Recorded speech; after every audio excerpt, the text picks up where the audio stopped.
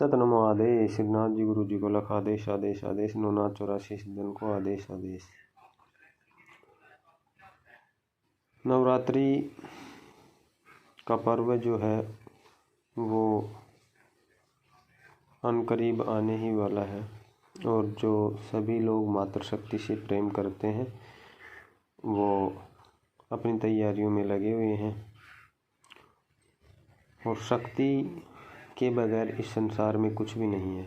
पूरे ब्रह्मांड की संरचना में, पूरे ब्रह्मांड को चलायमान बनाए रखने में शक्ति का जो महत्व है, शक्ति का जो हिस्सा है, शक्ति का जो कार्य है वो इतना महत्वपूर्ण है कि उसके बगैर ये सब अधूरा है। तो शक्ति की पूजा पाठ, भजन बंदगी, वंदना के लिए लोग इस पर्व को मनाते हैं। साल में 4 बार नवरात्रे आते हैं जिसमें गृहस्थी और दुनियादार लोग अक्सर 2 ही नवरात्रे जो हैं उनको मनाते हैं, चैत्र में और अश्विन में। तो आसुज का जो महीना है, अश्विन का जो महीना है उसमें और चैत्र के महीने में अगर हम वैदिक परंपरा के मुताबिक आयुर्वेद में अगर हम देखें तो ये 2 महीने जो होते हैं ये दवा के लिए विशेष माने जाते हैं। शरीर में होने वाली बीमारियां जो हमारे शरीर को असंतुलित कर देती हैं या वो असाध्य बीमारियां जिनका इलाज नहीं हो पाता है, तो वैद्य लोग जो हैं वो विशेषकर इन महीनों में खास ट्रीटमेंट करते हैं, खास इलाज करते हैं, क्योंकि इसमें शरीर जो है उसको दवा अतिशीघ्र लग जाती है। दूसरे ये है कि जो लोग योगी हैं, जो तपस्वी हैं, जो साधु हैं, जो अपने आप को साधने का कार्य करते हैं, वो भी इन महीनों में अपने आप को खाने पीने का संतुलन बना करके और अपने आप को निरोग और रोगों से लड़ने की क्षमता को पैदा कर लेते हैं। और आगे आने वाले फिर से जो नवरात्रे आएंगे तब तक के लिए अब को अपने आप को ऊर्जावान कर लेते हैं।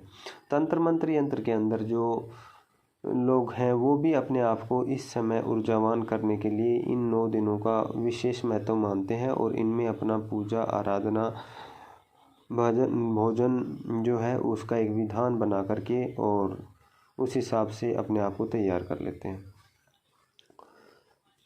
नवरात्रि जो हैं वो 9 रात साधना की होती हैं और इन 9 रातों के अंदर अपने आप को तैयार करना, ऊर्जावान करना, अपने आप को लायक बनाना, मेहनत करना होता है। और गुरु की देखरेख में, गुरु के संरक्षण में ही आप ये कार्य कर सकते हैं।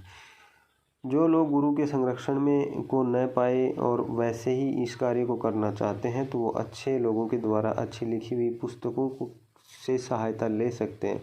लेकिन बगैर गुरु के किसी भी बात को अगर पुस्तक में लिखा गया है तो उसे हम पूर्ण रूप से समझ नहीं पाएंगे।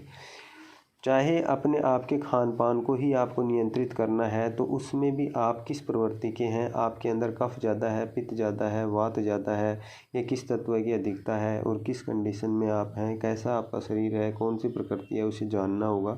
और उसके बाद में क्या खान पान आपका नियंत्रित करना है उसे जानना होगा। तो ये भी सिर्फ एक योग्य वैद्य या योग्य गुरु की देखरेख में ही हो सकता है।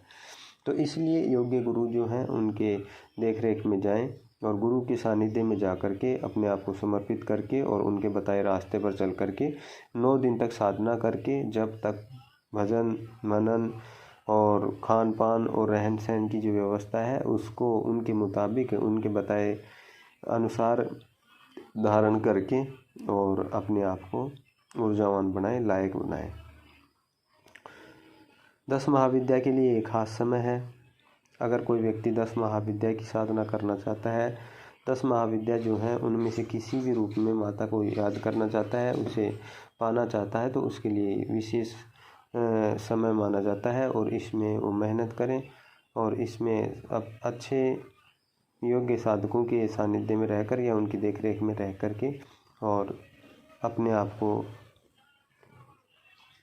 उस ऊर्जा के लायक बनाएं या उस ऊर्जा के सानिध्य में अपने आप को जोड़ दें, उस ऊर्जा के चरणों में अपने आप को जोड़ करके उस ऊर्जा का, उस महाशक्ति का सानिध्य प्राप्त करें। आदेश आदेश।